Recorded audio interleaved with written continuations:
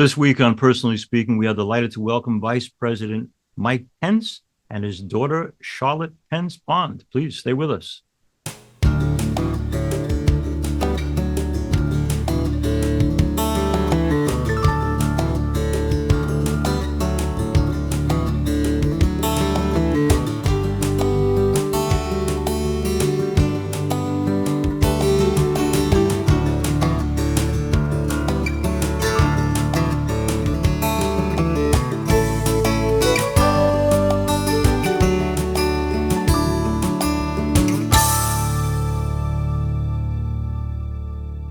Hello and welcome to Personally Speaking. I'm your host, Msgr Jim Lisante, and former Vice President Mike Pence and his daughter Charlotte Pence Bond join me now.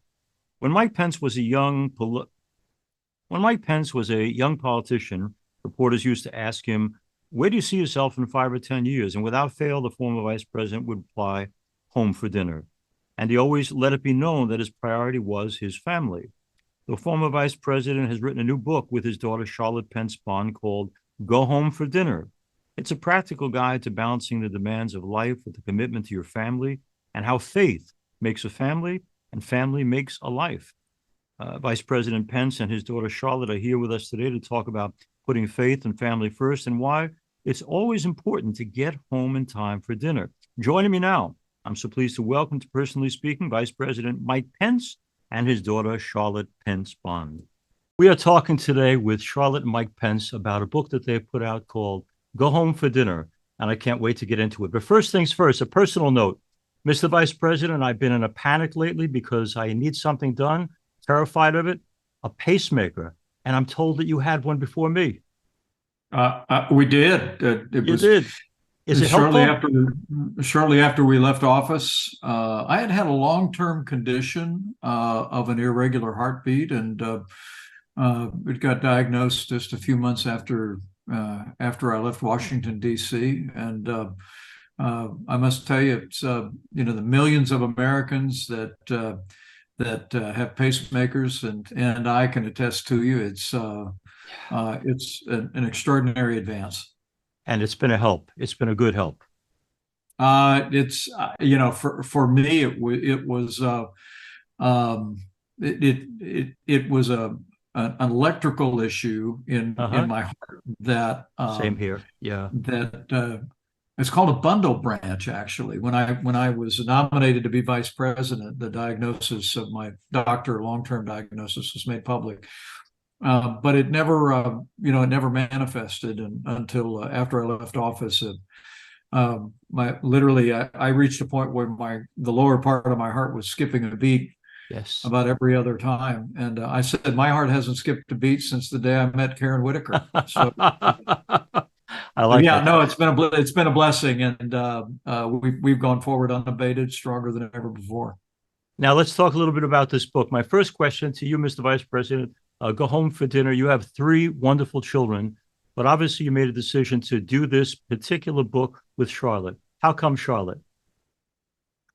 Well, it was a couple of years ago when it was announced that I had an autobiography and a 2-book deal with Simon & Schuster, that a friend came up and said, Mr. Vice President, I'm really looking forward to reading your autobiography. I like politics. I like history. But he said, the book I really want to read is the one about how you have a family like yours living the crazy life that you've lived for so many years in politics. And I immediately gave God the glory and told him I was very humbled by that.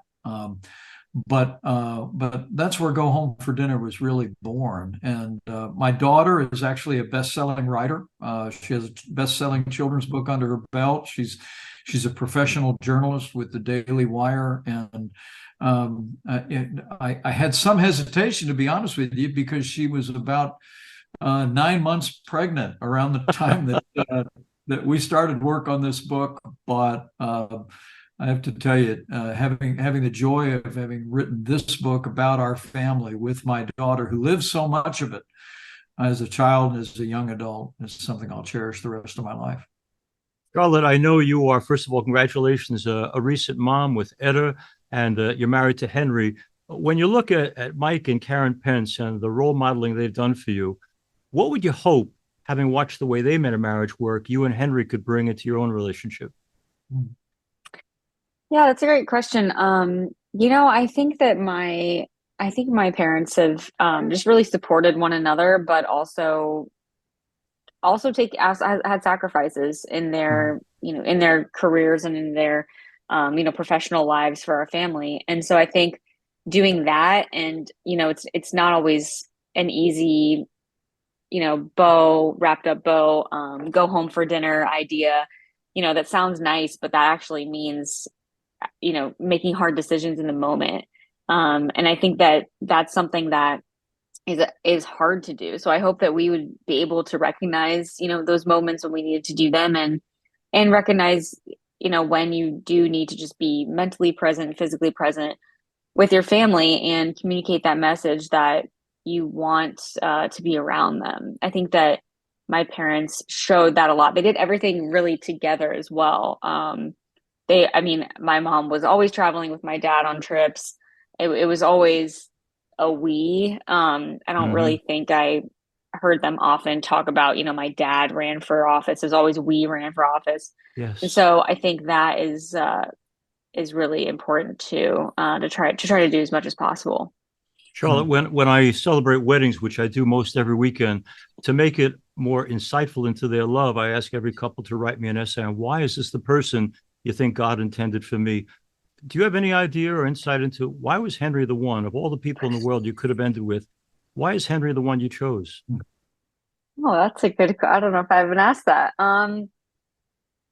Yeah, I think there were a lot of things. I think that we aligned a lot on uh, the really big picture items, in our beliefs and our lifestyles and what we wanted to do. I think we also both really saw ourselves doing a lot in life. We didn't really know what that was, and still don't really at the time then, and don't now. But I think we both had like a vision for wanting to do things, but wanting to do them with each other. And so I think having the idea of, I think he says, you can run a lot further and faster if you have someone with you, and Yeah, instead of just doing it by yourself. I right. think both of us were aligned in that idea.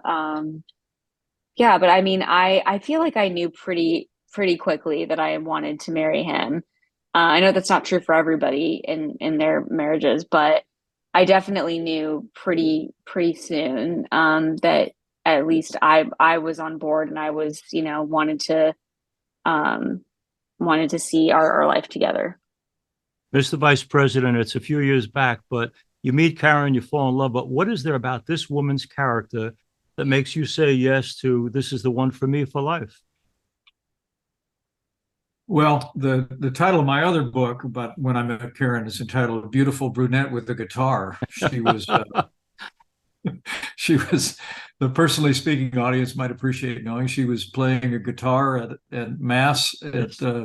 at a Catholic church just about a block from the governor's residence where we would live some 30 years later. And but look, my wife was and is beautiful, but frankly, it was a part of this book that where we say talk faith first, because I had learned after dating a number of wonderful young women in college, and then after I had gone off to graduate school, there was something of a pattern. That was that I would, I had made my faith my own when I was a freshman in college, and had been raised in a wonderful, wonderful church family, but had largely walked away from it. But my faith was the most important thing in my life. But invariably, I'd go out with the girl a couple of times, and then I'd start to bring up my faith, to talk about how important Jesus Christ was to me, and didn't always go great. Right, right,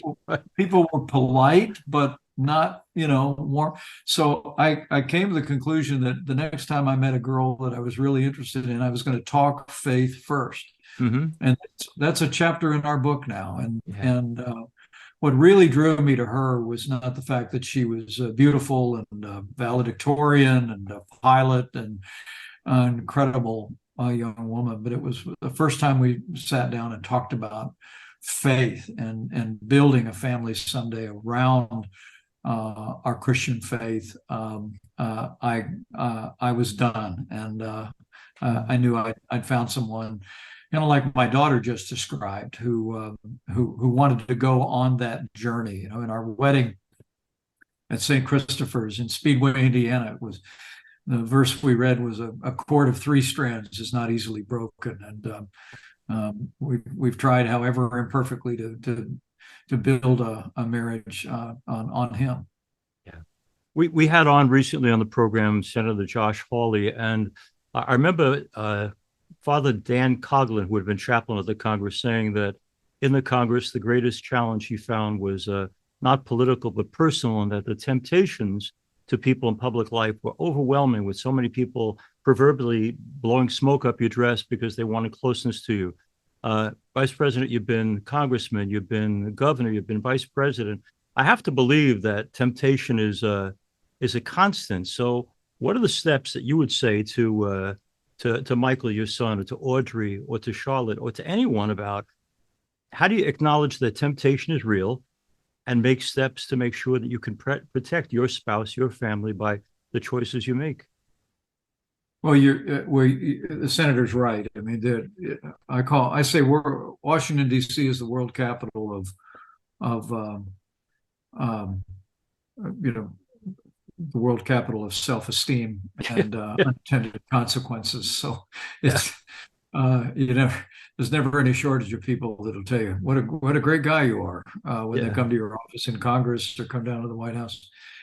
For me, it was my family that really kept me grounded, and the guardrails that we put, as we describe in Go Home for Dinner.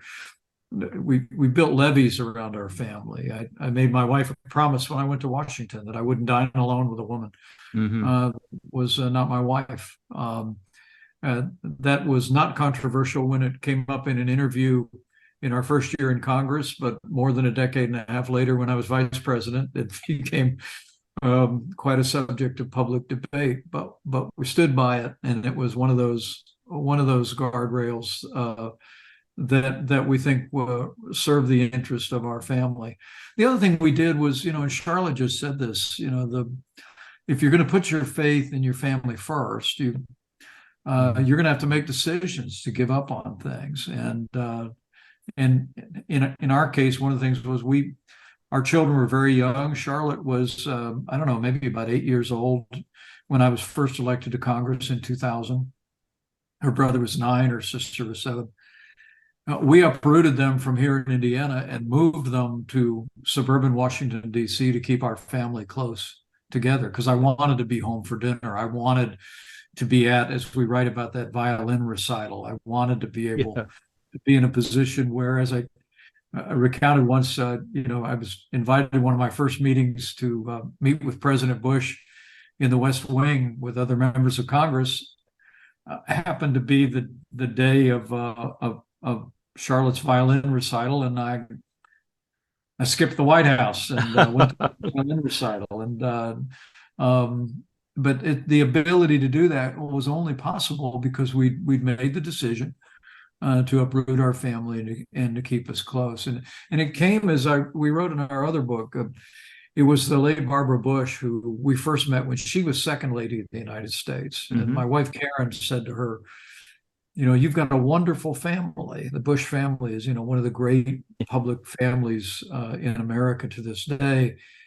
And she said, "What's your secret?" And Barbara Bush said, she said, "Dearie, you move with your husband." And we took that to heart, and we moved 18 times during the course of our public career. Charlotte said, we always did it as we did it as a couple, we did it as a family. And that's been a real key to us being able to stay focused and stay grounded. This book, Go Home for Dinner, by Charlotte and Vice President Pence, gets into lots of ways in which you preserve family life. There's one I wanted to ask you both about. I went home last year, in fact, for Thanksgiving to my family, my sister's kids. And when I got there, it was a little late, and I thought they were saying prayer without me, but they weren't. They were all kind of looking down at their cell phones. And it reminded me of the power now of gadgets and cell phones and social media. What are your rules as a family in terms of what you let in to the home, to the family, in terms of those things that have become attached to us? Charlotte, you want to take that one?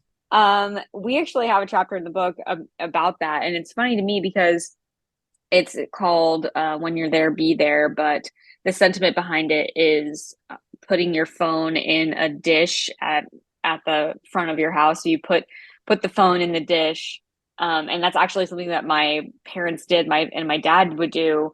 He would come home and he would have his BlackBerry at the time, and I remember we had a piano right next to our door in Arlington, Virginia, in our house there, and there was a little crystal dish, and that was kind of where keys and things like that went. And he would put his phone in there when he came in, and I can hear my mom saying, phone in the dish," if he forgot to do it. And I mean, it's funny because that was, I don't know, 20 years ago. And Mm-hmm. now, I mean, your phone is with you all the time, and it's not just a BlackBerry for work. It's like your computer that you use for shopping and for everything. And so, we try in our house not to have our phones at the dinner table, to kind of put them away on the counter or something, because it's just such Mm-hmm. a temptation to pick it up to something's on your mind, you just want to do it really fast, and then Right. you're not being present. So we really push that in the book. It's not just about being together for dinner. It's about engaging with one another and having more time with each other than not. So I think that allowing yourself not to be distracted is really Okay. important, and because there are things that are going to come to your mind to talk about or to ask, Sure. and it's not going to necessarily happen if you're half focused on something else. So and of course, that can happen without a phone. I mean, you can be mentally disengaged and thinking about work. So we definitely talk about that in the book, which is Good. it's such a bigger issue today. The book is Go Home for Dinner. This could go to either one of you, but I think my family is not unlike so many families in America. So most of us back in the day would have been Trump Pence voters, but we have people in our family who were for Hillary. And it became, after a while, difficult for us around the table to get near current events issues because of political divisions. Do you allow spirited debate and discussion at the family table? And have you always done that? We always raised our kids to think for themselves. Okay. We Mhm. believe that you train up a child in the way they should go. Hmm. But I think that it's one of the really special things. It's not lost on me um, that you know I think of that verse in the Bible says that I stand at the door and knock, and I'll come in and dine with you and you with me. That there's something about the breaking of the bread. There's something about sitting at a table. And at a time when our political debate has become more coarse, it seems like our divisions are more harsh. Um, I honestly believe that you can connect people's disconnection to the common habits of family to maybe us losing some of the habits in public life. I mean, I grew up in a big, it's still big, it's bigger every day, big, messy, loud, diverse family, but we all love each other. Yeah. And it almost seems to me like at the dinner table is where you learn how to talk to people that you differ with. Hmm. Uh, but remember that you have so much in common, you have so much history and I think maybe that's where we end up learning the habits that we can carry into the public debate. I mean, at the end of the book, this is really a very personal book. Go Home for Dinner. We try and be honest. We try and make people smile. Hmm. We try and be humble about our failings, especially mine. I'm not a perfect father. I'm not a perfect husband. I try and be open about the times that I've fallen short. But at the end of the book, we reflect on the fact that the American family is in free fall in so many ways. I mean, we know for decades about the divorce rate in this country. what people aren't talking about much is how many young people are putting off being married or choosing not to marry at Right. all, putting off having children. Yep. The priority that surveys will show that people are putting a higher priority on their children's economic success than on their children getting married and having families of their own. And so we're really hoping, and to no less extent praying, that this book really inspires people to think about getting back to the basics. Mr. Vice President, since spirituality and faith is so important in family life, as you talk so much about in Go Home for Dinner, and you raised the issue before, so I honor every path that leads to Jesus Christ. I think the fact that people are searching for Jesus as a personal savior is great, wherever it comes, however it comes. But I got to ask you, because your history is Catholic, what might we in the Catholic Church do better so that I love that where you're at, but the evangelicals have you guys, God bless them for feeding you. But I don't want people to leave my Catholic Church for anybody else. And I want us to do better what we should be doing. What were we not providing that we should have been providing? Where I grew up in the church. I was, you can imagine a family with 4 boys. We were a ready-made altar boy team. Yeah. Father Gleason knew there was one phone call. He'd call Ed Pence and 8 years of Catholic education. And I love the church. I love my upbringing in the church. And I would just say, I don't think it was the church. I think it was me. I think I experienced some social success in high school, as I wrote in my autobiography, I got pretty full of myself, and I started to think that I really didn't need religion. Some people needed it. I didn't need it, and I didn't really walk away from the church. I just walked away from faith. By the time I went off to college, I thought God was just a crutch that some people needed, and I didn't. But a part of my journey, and it's something Charlotte and I both write in this book about our own journey to faith. And the chapter comes from actually a podcast of my daughter did on the role of doubt. I mean, as I said earlier, we always tried to raise our kids in a Christ-centered home, but we always made it clear we wanted them to think for themselves. We wanted our kids to make their own decisions about not only about faith, but about their own worldview and their own views about the country and the future of the country. But that's awfully hard for a parent to do.